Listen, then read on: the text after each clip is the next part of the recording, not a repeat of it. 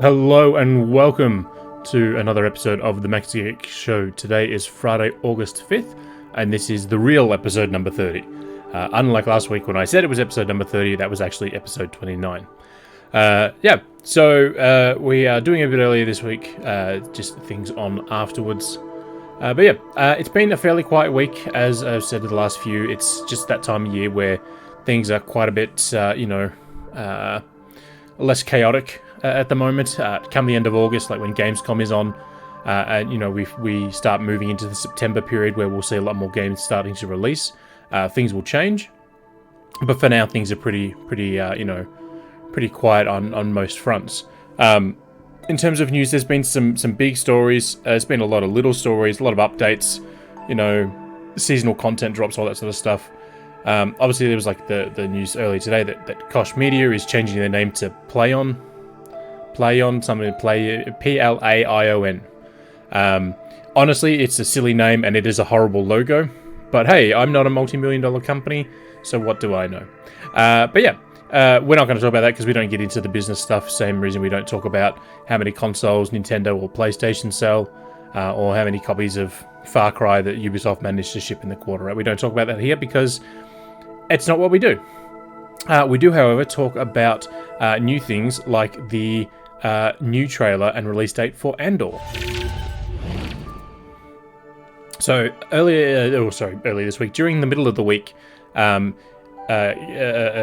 Luna, the star of Andor, was on Good Morning America in the States to announce that the premiere date for Andor, which is the Rogue One prequel series, is being delayed from the end of August. It was supposed to launch on August 31st. It will now launch on September 21st. No real reason was given as to why it's been delayed, like 3 and a bit weeks. However, it is now, when it does launch, it will come with 3 episodes. We did also get a brand new trailer for the show then. In case people want to avoid spoilers, I will pop it here in the chat for you. So we got a trailer back at Star Wars Celebration, which did give us the 31st of August release date. But now we have another trailer which gives us more of a look at some of the other characters that are in the show, and things like that. We did get a new poster as well, which is very, very cool. There's Diego Luna there. I can't think of the actress's name, but she plays Mon Mothma. And there's Bill Skarsgård, who's playing an unknown role in the show. A very prominent role, but, as a yet unknown. And we did get a couple of screenshots as well from the trailer. So some bits and pieces there. Again, it's a little odd that they've, delayed it 3 weeks. And I said this statement when they delayed, I'll put it on this post because it's cool. When they delayed the Obi-Wan premiere by 2 days, they did that just to justify for the people that went to Star Wars Celebration, you're the first in the world to see this. There's no Star Wars Celebration, that week. They've just decided to delay it. Now, interestingly, the show is 12 episodes long, this first season. It may be, that the episodes are only like 20, 30 minutes in length. And if it is that case that they are shorter episodes, that's maybe why they've decided to delay it. So instead of, a 20-minute premiere and then a 23-minute episode 2 a week later and all that, they just decided, hey, let's put them all on, the first 3 on at once. So, we get like an hour and 10 minutes of content from it. Most of the Star Wars shows, so Boba Fett, Obi-Wan, and The Mandalorian, they were all, they averaged anywhere from 40 to 45 minutes. It was very rare for them to go above 45. We did have a couple of 50s, but that was a bit of a rare thing. We also had a couple that, with like 33, 35 minutes. So if this is hovering around that, let's say 40-minute mark, that would mean we're looking at, roughly 2 hours of Andor on the 21st of September. And then, say 40 minutes for the remaining 9 episodes. What is interesting, though, is that this first season, because there is a second season coming. They announced this back at Celebration. There will be a second season of another 12 episodes.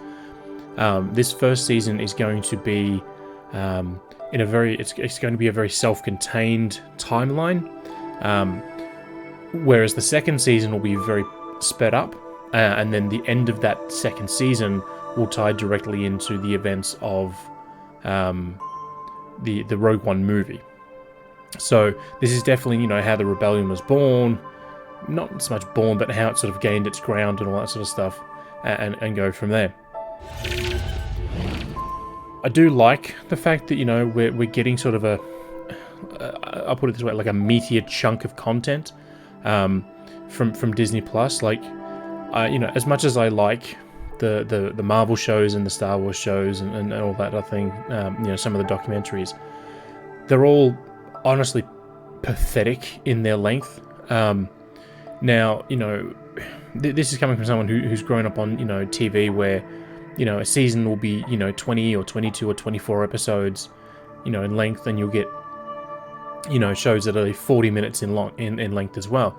So, if you watch like, NCIS or CSI, any sort of the procedural shows that are on, network television, they're generally 22, 24 episodes a season, and usually 40 minutes or 42 minutes per episode. And then, the rest of the time is commercial breaks to make up an hour of airtime. And these shows don't obviously have the same budget that the Disney Plus shows do. But, if a show can create, if a network television show can, create, 12, 13, 14 hours of content, per year, it really sort of... It's starting to undermine the value of these streaming services when they're dropping, 6 episodes that are, 40 minutes in length, 50 minutes in length. Like Miss Marvel had an episode, it was 33 minutes. Once you took out the credits, it was 33 minutes. So, if that was on network television, they would have either had to, pad it out with things or, just had an abbreviated runtime for whatever reason. So, network television has its benefits in that, they know, hey, I've got an hour, we have to account for, say, 15 minutes of commercials, so, 40 minutes is our runtime, 42 and a half, 43 if we really push it. So they know what they're doing, they know what they've got to, what room they've got to play with. But with the streaming services, Netflix is guilty of it as well.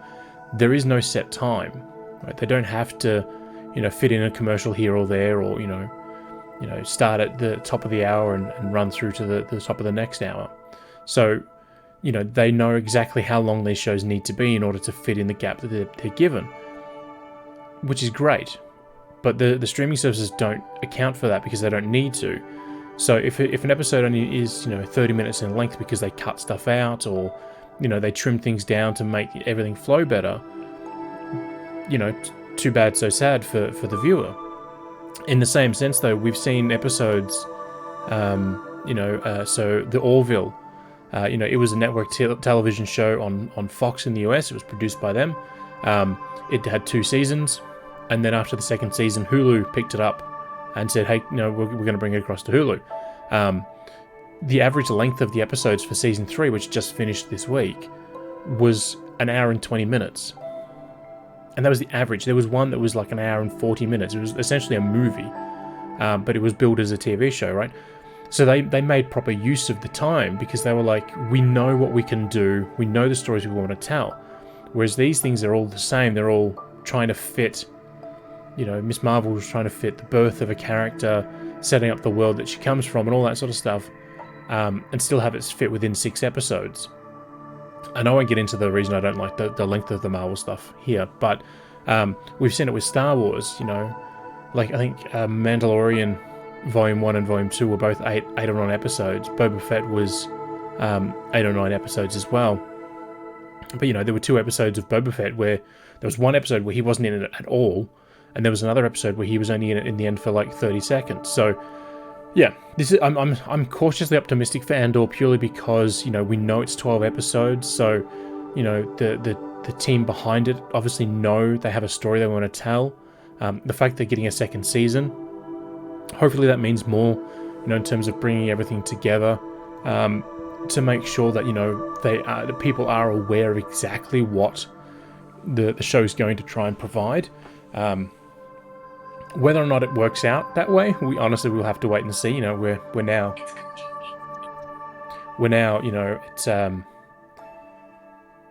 month and a half away still now. We were only a few weeks away. Now we're, you know, longer than that. So, yeah, I'm optimistic for it, but we will see what they do next. Moving on to the world of games, we have a new game announced that is being published by Venkosh Media, now PlayOn, called The Siege and the Sandfox. So The Siege and the Sandfox is being built as a Stealthvania game. The best way I can describe it is if you've ever seen anything by Clay, so Mark of the Ninja is one that does it. And let me put on the trailer, because I think the trailer itself will give you a better idea of what this is about. So this is a very, very pixel art heavy game.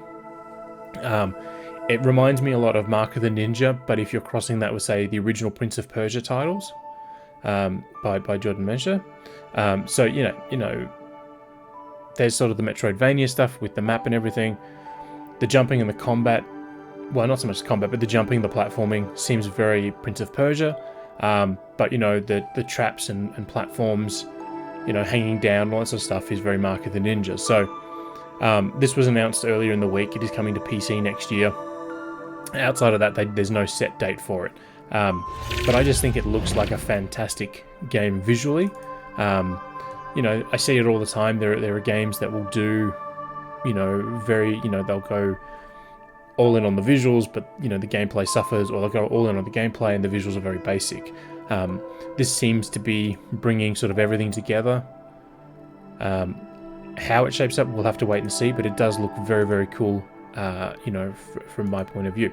But yeah, I just thought it was a very interesting one. It's not very often that, you know, we spotlight a game like that, because 9 times out of 10 they're just like, oh, you know, remember that game you played in the 90s? Here's our version of that game. It's like, okay, cool, that's fine, no issue with that at all, but it's not exactly, you know, groundbreaking stuff. During the week though, we did get a look at the new Pokemon games, Scarlet and Violet, thanks to the Pokemon Presents. So Pokemon Presents is essentially a Nintendo Direct, but exclusively for Pokemon. During this one, their format is the same every time. They will, you know, do random things at the start, then they'll dump all their mobile updates. So Pokemon Unite, Pokemon Cafe, you know, all that sort of stuff, Pokemon Go. And then they will end with, you know, the one earlier in the year ended with the reveal of Scarlet and Violet, and the one this time ended with a gameplay trailer that deep dived into some of the new mechanics. So before we go further, I will pop the trailer on, because it is sort of worth watching while I talk about it. Now the big thing with this one is it's taking sort of the tenets that Arceus, you know, started with and built on, and taking it even further. So they did confirm, or, you know, they solidified that this world is a fully open world. So we've had these sort of open world sections in previous games like Arceus, and then Sword and Shield had it as well. But they're not open world, they're more just like large portions of map. So Sword and Shield were very traditional map with these large segments that you could, you know, explore with. And then in Arceus, it was more like Monster Hunter, where, you know, you had your little hub area in the town, and then as you ventured out to go on missions and that, you would start, you would go to one of these different places. You couldn't just go from place to place. You'd have to go back to town, then back out to another location. Whereas this one is a completely open world. They're also using that to their advantage in terms of the story that they're telling, because the story is actually 3. There's 3 different stories. There's the traditional gym battle, you know, path where you go from gym to gym to gym to gym to get your badges, you know, battling it away. You know, there's new characters as well. So there's the new professors. There's that's the headmaster of the school. You know, there's new Pokemon as we're seeing on the screen, but the stories themselves aren't linear. So with the gym battle path, you do not have to go from the first gym, you know, going clockwise around the map from where you start. If you want to go up to the very top of the map and do whatever gym's up there, you can. If you want to go to the very bottom of the map, you can. Or you can start at the bottom and go off to the east or to the west. So there's no set path that you have to follow with that story or any of the other two. So there are 3 big stories that will be told throughout this one. We're now looking at the crystallization of the Pokemon, but I'll get back to that in a moment. Come off the video. But yeah, so there's a lot going on in terms of story and progression. That I think is probably going to be one of the big things that people are going to love, purely because since the original Game Boy releases back in the 90s, Pokemon's been very much you start here, you go to point A, then point B, then point C, then point D, and so on and so forth. And regardless of what you were doing, those paths didn't really deviate. Sure, you can go off and explore a little side area here and there, but, in order to progress, you still had to move on to the next big, checkpoint, so to speak. Even Sword and Shield, which, as I said, had the large areas to explore, you couldn't just bypass those and go to the next area, or vice versa. There were still limits on why and when you could get into them. So the fact that you can now just sort of ignore the storyline and just go wherever you want seems to be very cool. During the trailer, we did see... Oh, sorry, before that. This is the map. This is the Paldea region. So Paldea. The building here in sort of the middle, just below the giant hurricane inside the volcano, that appears to be the school. And then depending on which game you get, Scarlet or Violet, the school name will be different, but it's the same headmaster in each one, so we'll skip past the new Pokemon for a moment. We'll come down to here. So this is the new thing. They call it, because they have to call it something stupid, Terrestrialize. Well, basically, if you have a Terra Orb, your Pokemon can become essentially crystallized versions of themselves with, funky little hats on. So here's, Fuecoco with his thing on. This is Eevee wearing a big sort of diamond ring crown. There's another Eevee but with a water crown. And there's whatever that one is with a flower crown. The thing with this is that the crowns will change depending on the Terra type that your Pokemon has. So we have here an Eevee with a diamond crown, but then there's an Eevee with a water crown. Now, if your Eevee has a water type, then you get the water type crown. If your Eevee has a fire type, it'll get a fire type crown. There are 18 different Terra types to enjoy, so there are a few things going on there. What is interesting though is that your Pokemon aren't... So Eevee obviously has a lot of evolution types, but you can take, say, Fuecoco, which is the apple fire alligator guy here, right? And his Terra type could be grass, or it could be ghost, or psychic. And then, so if his thing is grass, when you territorialize him, when you crystal him up, attacks that he gets will then become grass attacks. So you can go into a battle with a grass type Pokemon, for example, and you might be up against, a ghost type Pokemon. And then if you crystallize the guys, territorialize, I can't pronounce, they have to use stupid words, they can't just call it something simple. But when you crystallize your Pokemon with the Terra Orb, and the type may change to, say, an electric, right? So you can then actually deal some damage. So instead of having to swap out Pokemon, you can just orb them up. Obviously, there are restrictions. You can only do one orb, one territorialize. You can only crystallize one Pokemon per battle, and it remains on. So if you, start of the battle, you instantly, throw down the orb and crystallize your Fuecoco, he will remain that way for the length of the battle. If it is a battle against, a gym leader that has 6 other Pokemon, or 6 Pokemon in his party, and if Fuecoco has the full extent of his, HP up there, if he lasts for all of it, he could stay in this form the entire time, right? It's not a limited thing. You don't get 3 attacks and then it fades away. If, however, you swap away from Fuecoco to another Pokemon, you can't then use the orb to crystallize them. You can only do it once per battle. And then once it is done, once you've used the charge of the orb, you have to recharge it. You can do that at the Pokemon centers, or you can find these crystals in the world. I don't think I didn't put any in there. So they're basically just large geode formations that you can find in the world to recharge your Terra Orb, and then you can use it in the battles. The other thing that is coming to the game are what they're calling Terra Raids. So not Terra as in scary, but Terra as in Earth Terra. These are 4-player raid events where you can capture special versions of Pokemon. The thing with this is that the big change, they did something like this in Sword and Shield, but the big change with this one is that battles are not turn-based.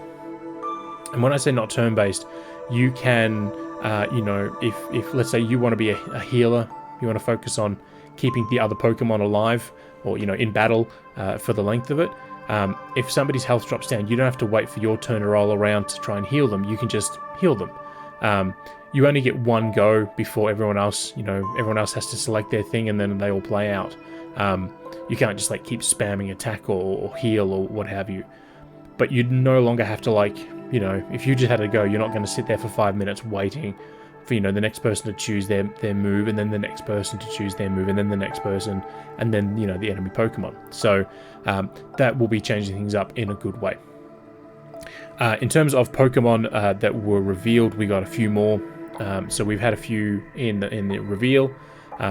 We have 3 new ones here. This is Fido. This is a puppy Pokemon that looks a bit like Doe, and you can see sort of the buns here for the ears.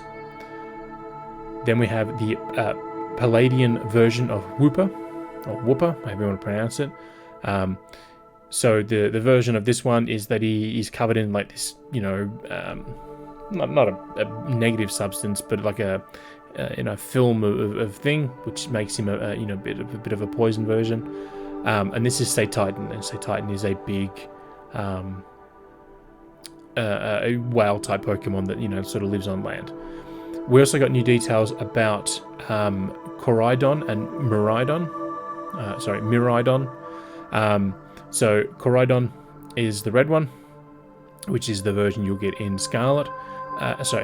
Scarlet. And then Miraidon is the version you'll get here in Purple in Violet. The reason why they're important is because now you'll actually get the legendaries at the start of the game. So this is Koraidon, and you ride on Koraidon. It's a very, very bad name, for it. But as you move around the world, this will become your way of instead of a bike or riding on the back of a Charizard or whatever, this will be your way of getting across. They have 3 types. There's the flying, the ground, and the water. So no matter what type of no matter which version of the game you'll get a different thing. That looks pretty cool. As I said, there's a lot going in there. There's some new characters that we didn't even get into. There's a whole lot of stuff. There is a pre-order bonus. If you pre-order the game, you'll get a crystallized version of Pikachu, and he comes with some balloons as well. All versions of the game via the eShop will come with some codes to get 100 Pokeballs, or 50 Pokeballs I think it is per game. So if you get the twin pack, or you order both games digitally, you'll get the extra Pokeballs as well. So yeah, there's a lot packed in there. If you're in there and you want to learn more about it, we do have the trailer on the site and all the details as well. Moving on into the world of new game releases, somewhat new game releases.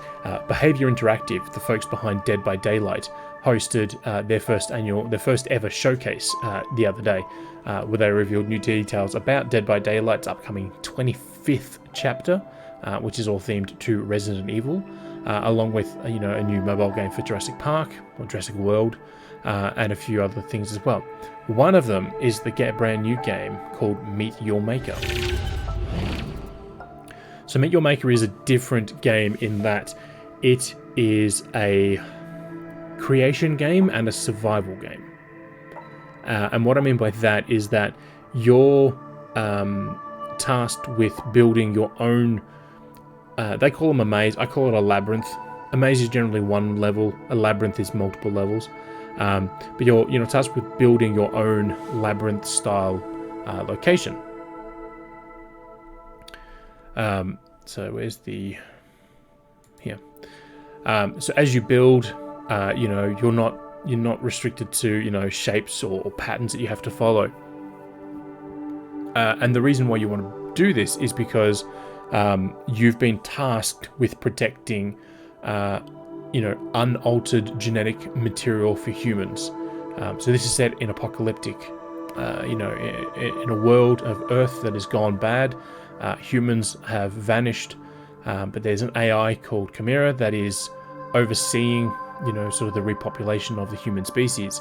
But to do that, genetic material must be obtained.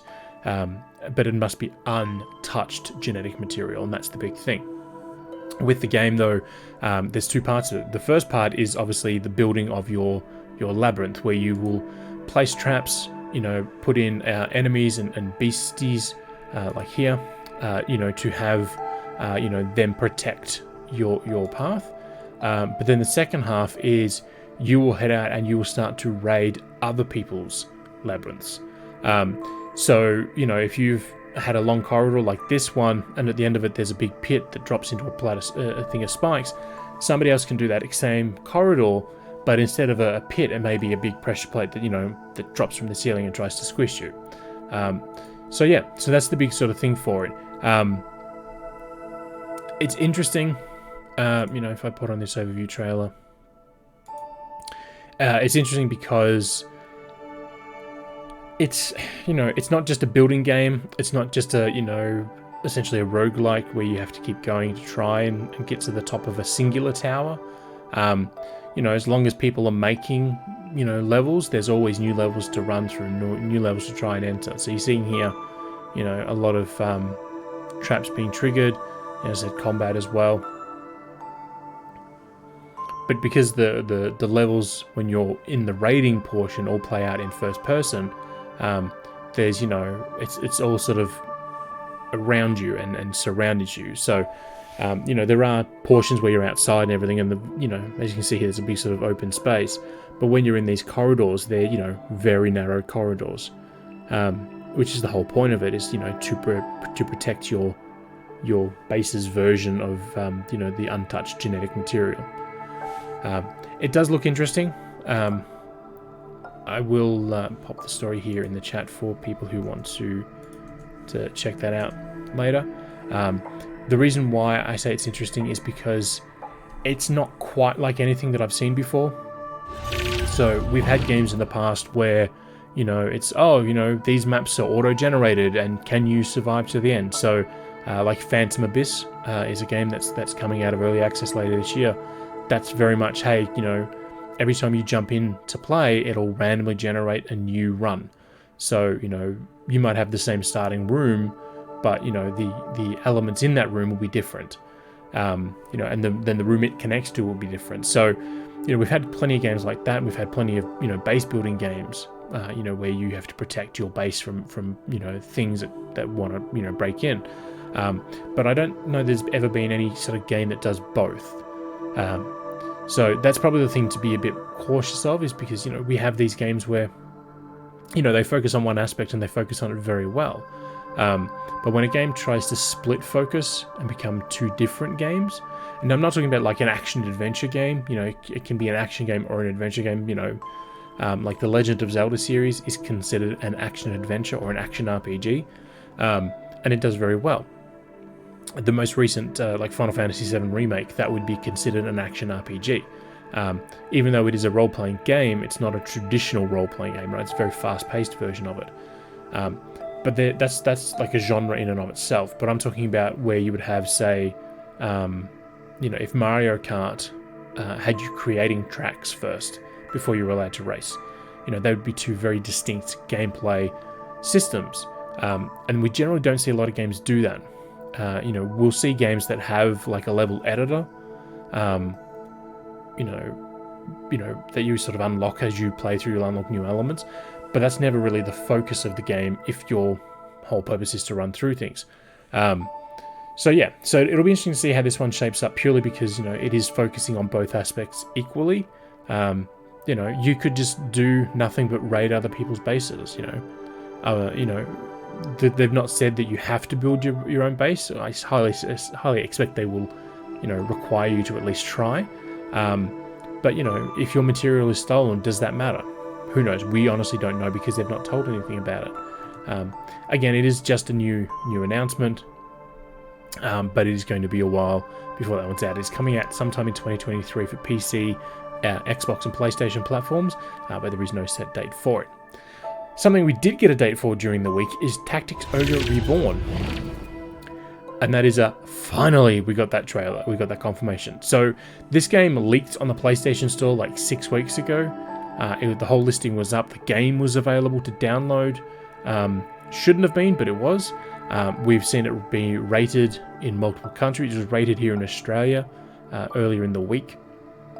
So it's been popping up all over the place, and Square Enix just refused to even acknowledge the fact that they were doing anything with this IP. But yeah, they did. So we actually have the trailer. Let me pop the trailer on here while I talk. So Tactics Ogre Reborn is a remastering of the PSP version of Tactics Ogre, which in and of itself is a remake of the 1995 Super Nintendo game. So this is a remaster of a remake of a Super Nintendo game. It is it's quite unique. So it's a tactics game, right? So if you're not aware of what a tactics game is, it's like there's been a few around lately, but the whole purpose of the tactics genre is to take the combat of an RPG, but to slow it down. So as you'll see here, everything takes place in this sort of isometric view. So Triangle Strategy was launched on Switch earlier in the year. That's a tactics game. So the whole point of these games is to give you the satisfaction of combat, but not require you to, have to memorize, command inputs to trigger an attack, right?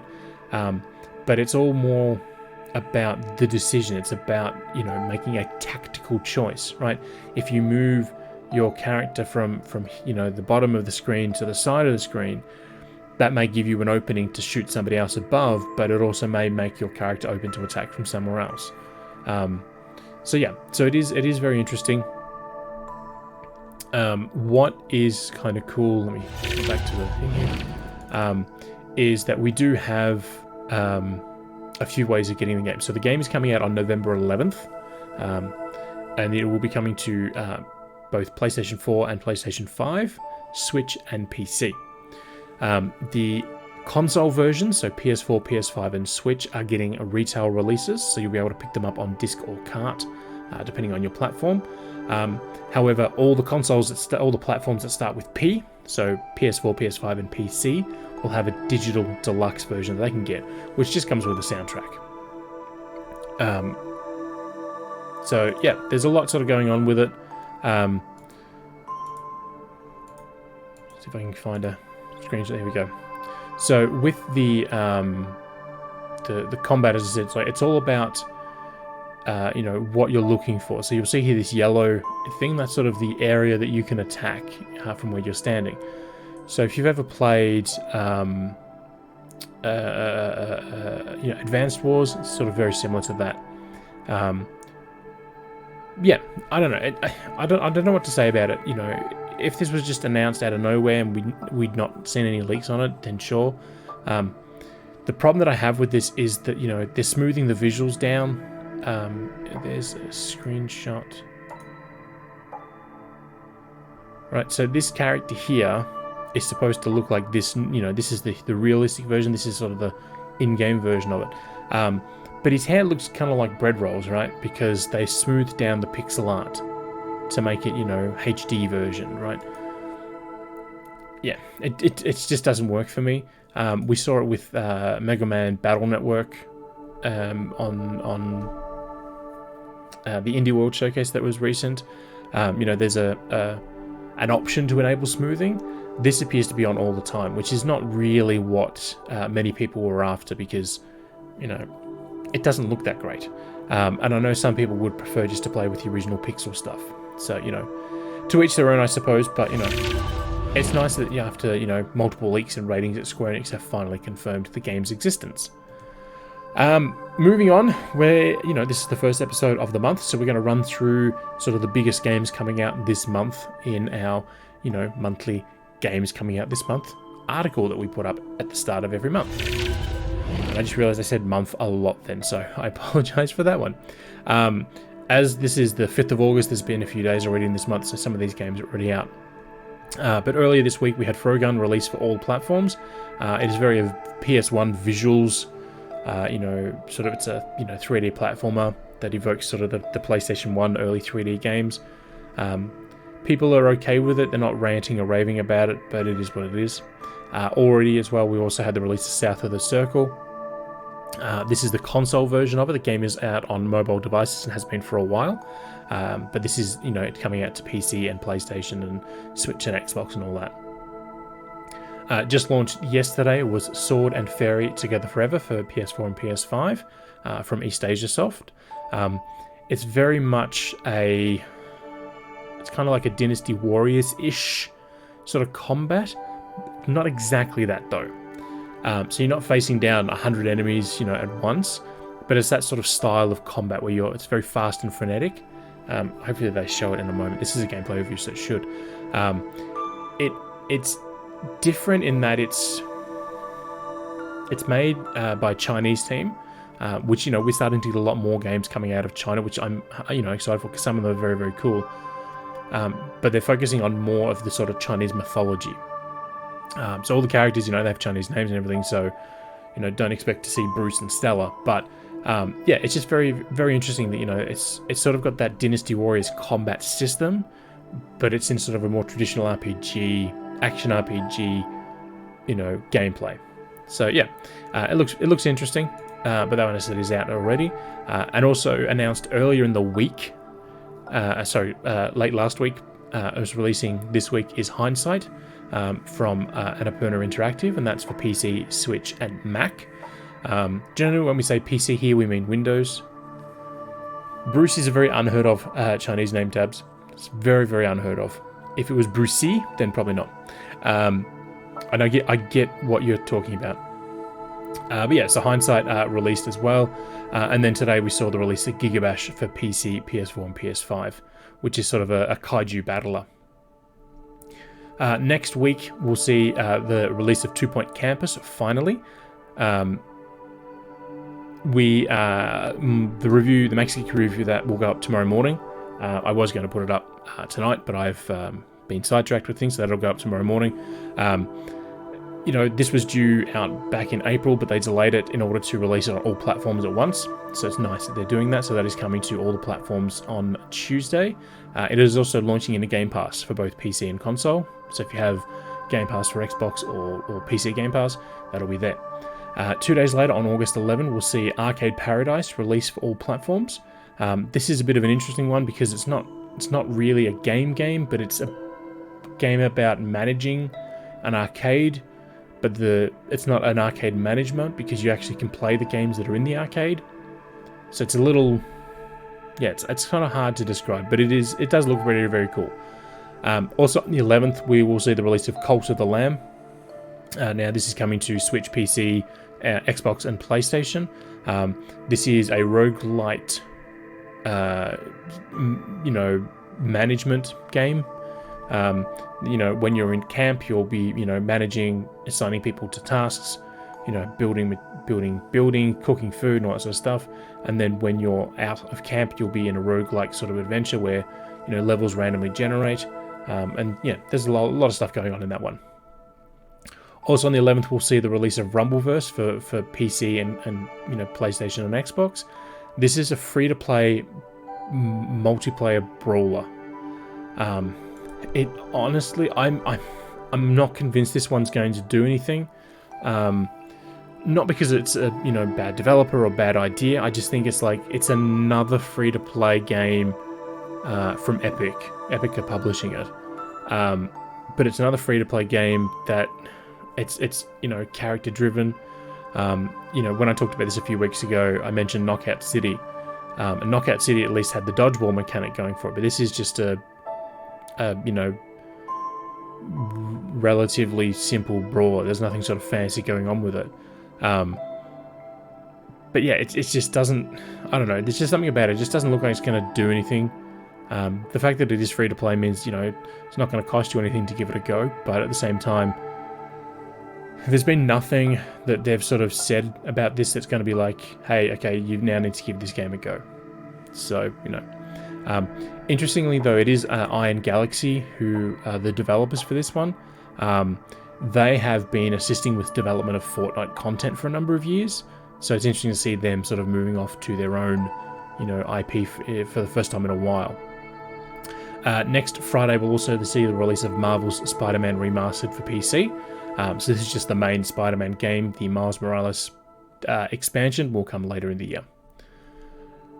After that, we'll see Blossom Tales 2, The Minotaur Prince, released for Switch and PC. On the same day, on August 16, we will see Rollerdrome, released for PC, PlayStation, and platforms. This is done by the developers Roll7, who did Oli Oli World earlier this year. So it has that very similar sort of comic book art style, but it's basically sort of, people call it Tony Hawk with guns. I would say it's aggressive inline with guns because you're on rollerblades, not a skateboard. It looks interesting. Tribes of Midgard will be coming to Switch, Xbox, and both Xbox platforms on the 16th as well, the same day that Season 3 launches. So PlayStation and PC owners have had this game since November, and they've had 2 seasons of content, and then on the 16th it'll come to Switch and Xbox platforms with the 3rd season for all. On the 16th as well, we'll also see Way of the Hunter, released for PC, PS5, and Xbox Series X and S. This is an open-world hunting game with 2 locations, one in Europe, one in America. And it's just that, it's a hunting game. You know, they're not really a dime a dozen. They used to be quite popular, you know, back in the late 90s, early 2000s, especially in, you know, pubs and such. But we haven't seen them in a while, you know, on the consoles. There was one last year before maybe. It sort of came and went, it didn't really do much. But this one could be interesting. The 18th of August, we'll see the release of Curse to Golf finally. This is they call it a golf light, sorry. It is, you know, I'm just trying to think what the best way to describe it. I'll let the trailer play for a second because it's a side-scrolling golf game, but you're in purgatory, and the only way to escape purgatory is to play golf to win. And yeah, so it's, you know, it's not just straight golf, it's all sorts of, you know, twisted puzzle stuff. It looks very interesting.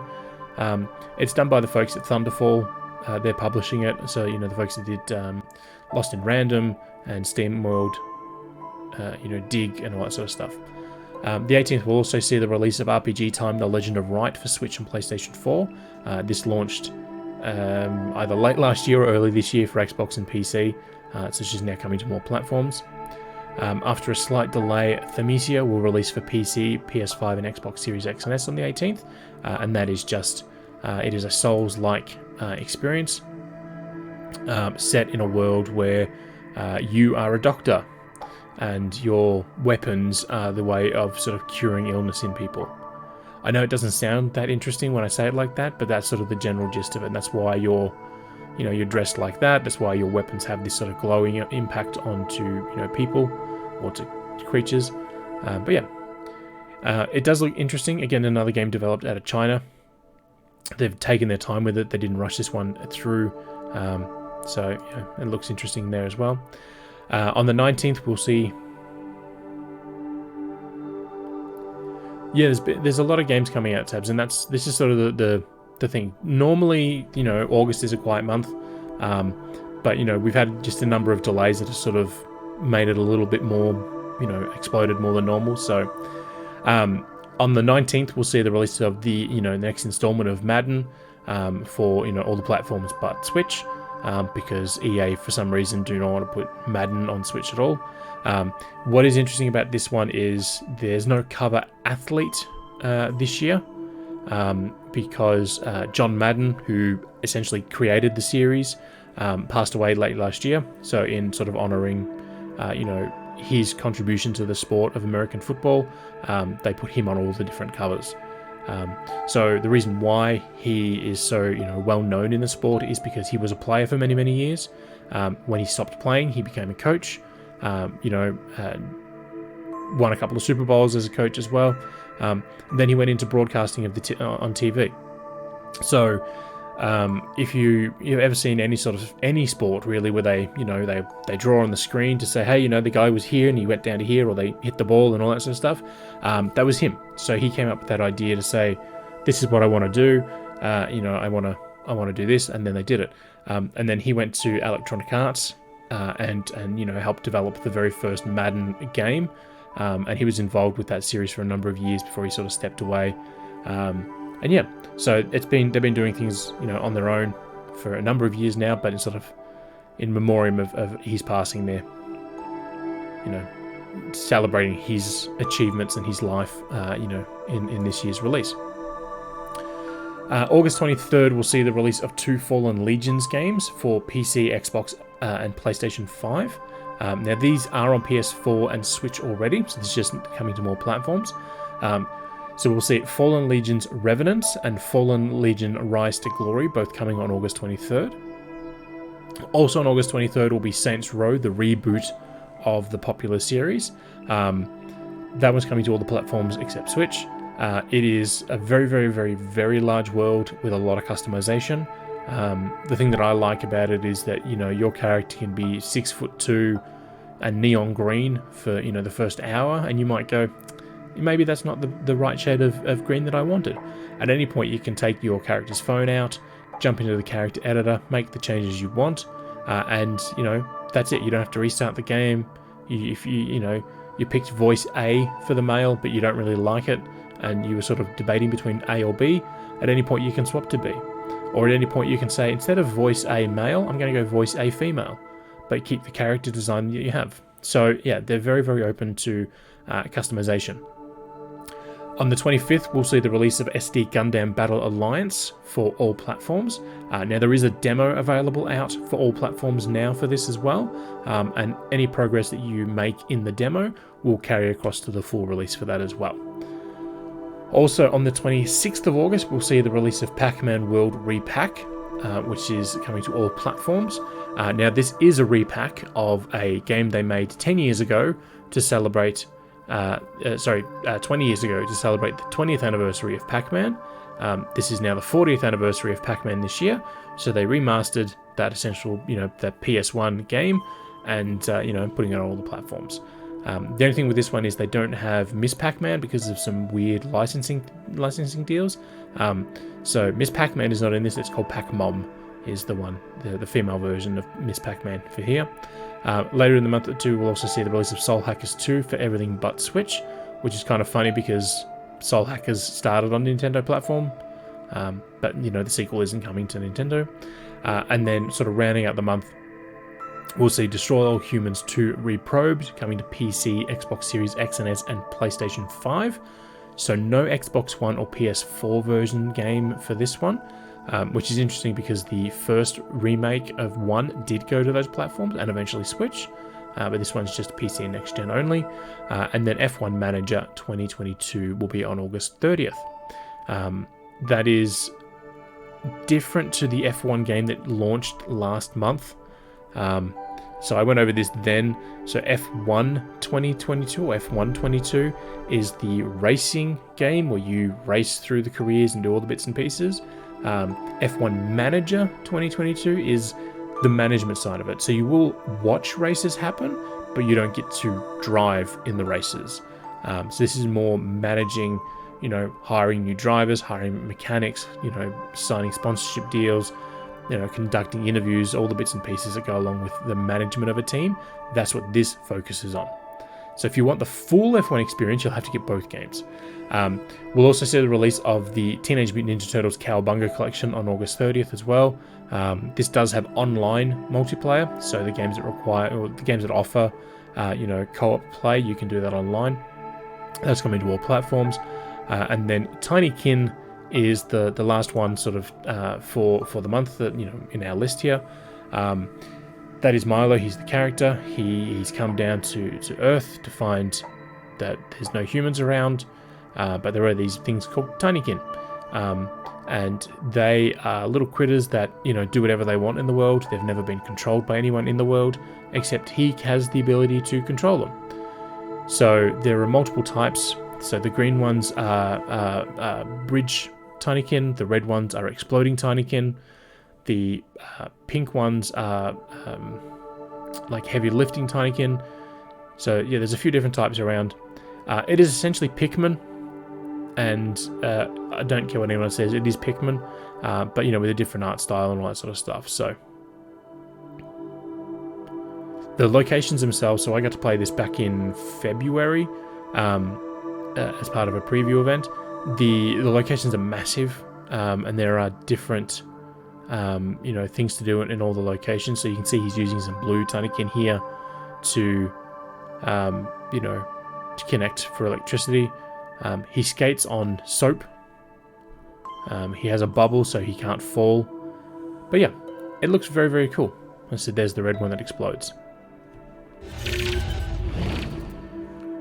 But yeah, so it is an interesting month. As I said, there's not a lot, but there's still a fair amount of things.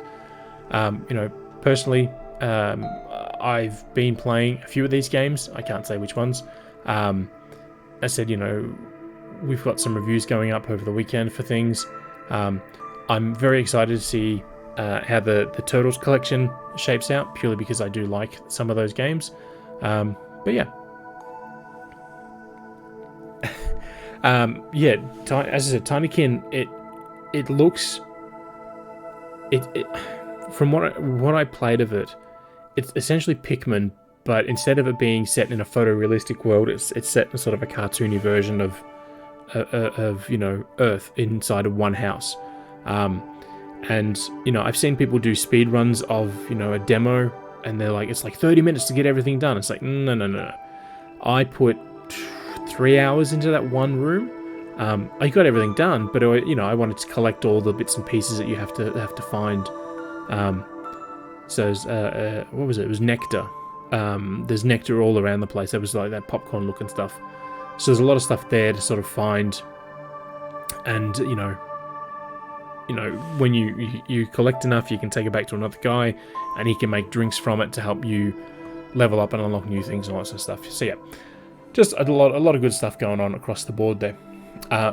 Obviously, I'm not going to go through the games coming out next week because we just did that as part of the sort of full showcase of what's coming out this month. There are a few showcases still to happen. So next Saturday morning for us will be, the THQ showcase. So the THQ Nordic showcase. I have to remember the time frame now. I think it's like 7 a.m. or something. Let me double check.